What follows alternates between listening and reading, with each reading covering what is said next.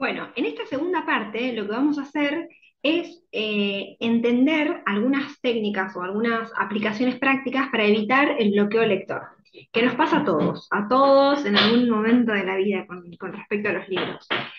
Hay esta, o sea, esta que les muestro ahora es la primera, pero hay un montón de prácticas fáciles, así bien amenas, como para empezar a aplicar. Pero miren esta se trata de leer o diversificar, leer varios libros al mismo tiempo. Acá yo les puse cuatro, que son como los más recomendados en Europa, en México, en Estados Unidos, pero ustedes lo pueden aplicar. Por ejemplo, les voy a dar el base o estándar y después les muestro algunas modificaciones.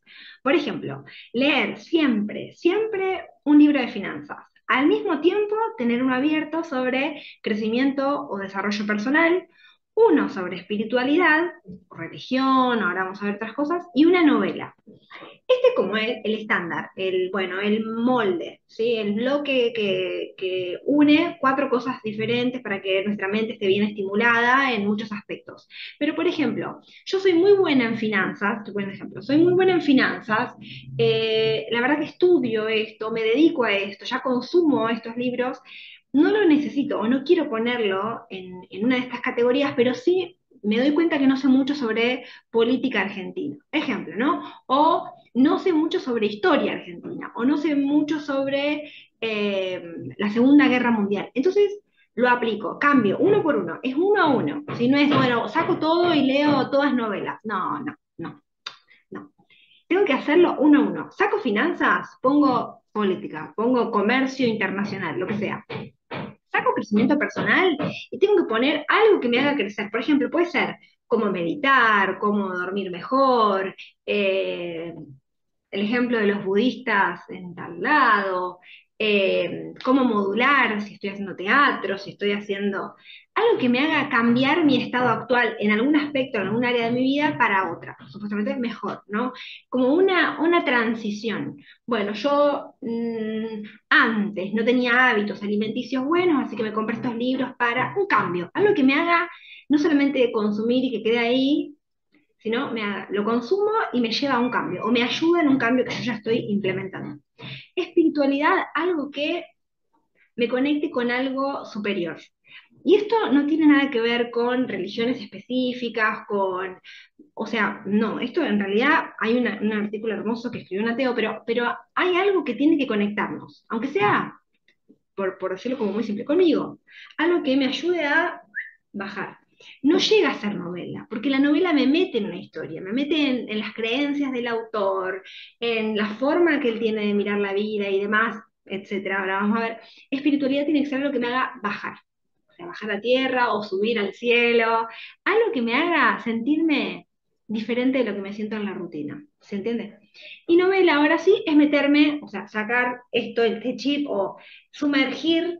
¿Vieron esto de ahora la cara en el agua fría que está como muy de moda? Es viejo, pero bueno, sumergir la cabeza, la cara en otra cosa. Y literalmente no me acuerdo de mis problemas, no me acuerdo de lo que hice de la mañana, no me acuerdo de lo que tengo que hacer mañana, o las diligencias, esto. Es meterme en una historia de otros. Un amor, una familia, esta vida tan pobre que tenían, o una cosa triste, una cosa hermosa, lo que sea, una novela. Algo que no me haga pensar para descifrar. Puede ser, un policial.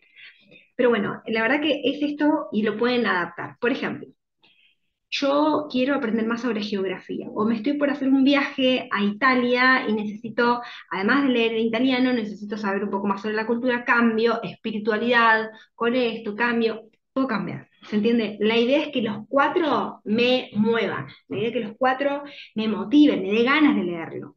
Y esto son cuatro, pero ustedes lo pueden adaptar en los bloques. Por ejemplo, finanzas, y yo lo leería en el bloque matutino, cuando estoy con todas las luces.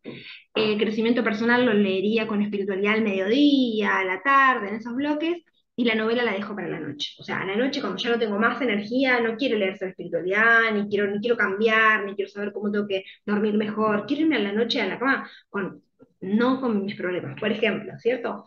O si yo cambio hago política, y no creo que me lleve el libro de política a la noche, lo leería a la tarde o a la mañana. Eso es muy personal, pero tiene que estar sentado en el cuaderno, siempre, siempre en el cuaderno fiel.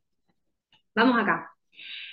Esta parte, la visualización general, me lleva a no equivocarme, bueno, por así decirlo, porque quiero que dejar esto claro ahora, vamos a hablar más adelante, pero si empecé un libro y no me gusta, y lo estoy padeciendo, y no puedo avanzar, y me hace poner enojada, y la verdad que no tengo ni ganas de leer, así que voy a saltear, ya cuando empieza así, hay que dejar ese libro, hay que dejarlo.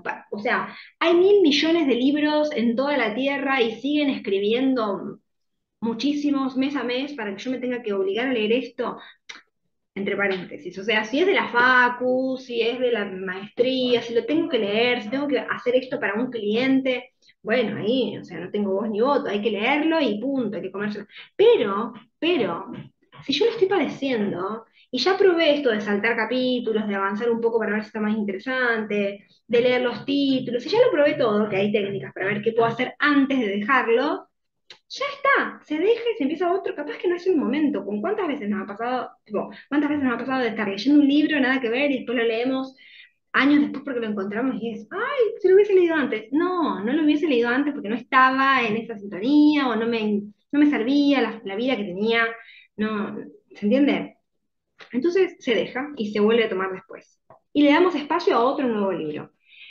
¿Qué se hace con la visualización general? Es como elegir a conciencia un libro. Por ejemplo, estoy en la biblioteca de una amiga chusmeando así y tuki. ¿Qué hace la mayoría de la gente o qué es lo que dicen las librerías que la gente entra y tuki lo da vuelta y empieza a leer atrás? Solo como a modo informativo, digamos. Generalmente el autor paga o a la editorial, o si es autopublicado, le paga a alguien para que escriba esta parte de atrás. O no, y toma un trecho de adentro y lo pega afuera. Pero normalmente se le paga a otra persona. La persona que lo escribe la parte de atrás normalmente no es la de adentro. No quiero decir una generación, no se aplica para todos, pero es normal, o sea, es muy común.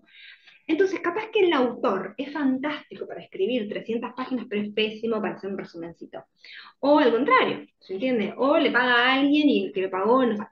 El que sabe de marketing, el que sabe de cómo, cuando tienen bien identificados quién es el público objetivo del libro, lo escriben bien y uno dice, wow, qué fantástico. Y después capaz que no lo lee y dice, estaba mejor la contratapa que lo de adentro. O no, mirá, no parecía la contratapa, no parecía tan bueno y al final la perlita. Bueno, eso pasa. ¿Cómo hacemos para no caer en esta parte de atrás y determinar el contenido del libro solamente con esto? Con 3 pasos. El primero es chusmear, ir a la parte de adelante o de atrás y ver cuántos capítulos tiene este libro. Por ejemplo, este es de finanzas, la conspiración de los ricos. Bueno, y tiene, bueno, tiene 3 partes, cada parte tiene más o menos seis capítulos, hay una conclusión y tal. La segunda dice qué cantidad de páginas. Bueno, el primer capítulo, la primera parte habla de tal, y tiene unos 120 páginas, la segunda habla sobre tal finanza, entonces yo puedo decir, bueno, si yo estoy estudiando finanzas, por ejemplo, y sé mucho sobre inversiones, pero no sé mucho sobre control de otra cosa, o no sé mucho sobre presupuesto y quiero enfocarme en eso, cuando miro finanzas y veo que están hablando de diagrama de flujo, de Excel, o capaz que cosas que no me interesan, digo, bueno, eso es finanzas, pero justamente no es lo que yo necesito, quiero algo menor, algo para empezar en finanzas, o quiero algo más elevado, porque yo ya todas estas cosas básicas ya las sé. Puedo determinarlo mirando la cantidad de páginas, porque digo, bueno, cuando habla de Excel o cuando habla de cómo hacer un presupuesto, o cómo habla, dedica como 200 páginas y después a inversiones le dedica 20. Esto es un comentario, porque capaz que de esas 20 nos dice todo, pero si fuera como este, que da vueltas y explica una cosa chiquita en muchas páginas, no es determinante, no es la panacea, pero bueno, es como para tener en cuenta. Y la última, gráficos e imágenes. Yo digo, bueno, ¿este libro qué tiene? ¿Tiene solo texto? ¿Tiene alguna imagen? ¿Tiene algún cuadrito? ¿Tiene alguna frase célebre? Bueno, no tiene. Eso capaz que me ayuda. Yo la verdad que no quiero leer frases célebres en este libro. Quiero contenido, quiero imágenes. Me ayuda a ver algo visual. Bueno, la visualización general es una invitación a mirar, a detenerse unos momentos y decir, bueno, ¿qué libro voy a tener en mis manos toda esta semana, o estos 4 días, o estas 2 semanas? Porque lo voy a tener y lo voy a llevar a la mochila, lo voy a llevar a la cartera, voy a llevarlo a correr, al médico, en la sala de espera, de cualquier lado. Entonces, si me va a acompañar y se va a pegar conmigo, por lo menos tengo que saber de qué se trata, no para decirle a los demás, para mí, que tengo que saber que me gusta, que lo elegí yo. Entonces eso me hace como más responsable, me hace sentirme a cargo de la elección. Yo lo elegí, yo lo quiero leer porque por esto. Y bueno, pasamos al siguiente, hay otras formas, pero cuando hablábamos al comienzo de que hay una gama o un abanico grande para leer 50 libros al año, sin siquiera meternos en lectura dinámica, que todavía ni entramos, es esto: llevar un libro a todas partes. O sea, no salgo de casa, en la guantera hay un auto, y lo elegí hace poquito, no es que hace meses que está ahí. En la bici siempre pongo en el canasto un auto. En la mochila del trabajo llevo uno, porque siempre hay tiempo libre. Y tenemos la costumbre de agarrar el celular enseguida. Obvio, hay mails para responder, mensajes, para ponernos al día un montón, las redes. Pero esto es mi crecimiento personal. Entonces tiene que estar ahí. Leer varios libros a la vez, esto de diversificar, que ya lo hablamos, hacer que leer sea una prioridad cuando hablamos de los bloques de lectura, no terminar los libros que no te gusten, que ya lo dijimos, se deja, se invita a retirarse y que venga en otro momento de nuestra vida.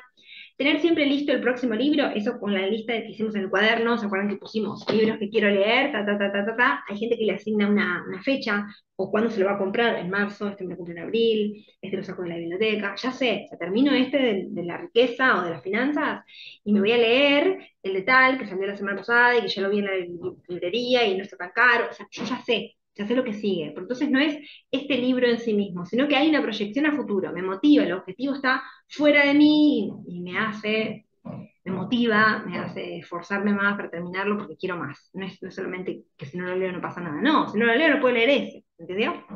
Y llevar la cuenta, por supuesto, en nuestro cuaderno. Vamos a esto que es muy importante.